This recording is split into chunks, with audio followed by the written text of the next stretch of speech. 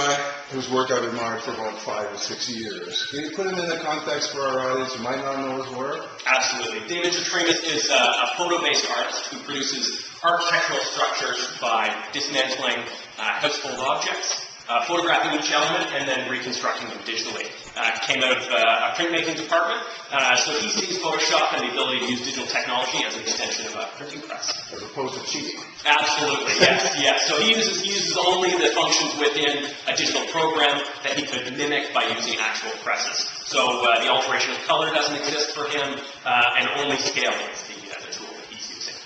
I notice what seems different for me anyway is the care with which he's putting these assembled objects into landscapes now. Absolutely. I mean, the more time he spends, the last 5 years of working through this technology, he's found easier ways to get them together, and of course wants to challenge himself each time.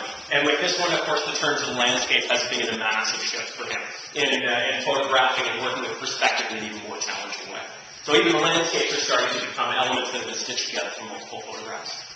Working with Photoshop has allowed Dave as well to extend his process as a printmaker. Whereas working with the silkscreen print, you could achieve maximum 10 to 15 layers with Photoshop. And the digital ability, he can work with 50 to 150 layers that then all get sandwiched at the output process. Part of the fascination of David's work is trying to figure out the source material that these come from, and his ability to shift the scale on a massive level. This is the seismic conduction tower, and often had people scratching their head whether it was a vintage vacuum cleaner, motorcycle gas tank, but it's actually the head casing for a vintage record player needle. Dave said this interest in building structures came out of childhood fantasy with Lego and, of course, observing silos and barns through Belleville, Ontario, where he was born and raised.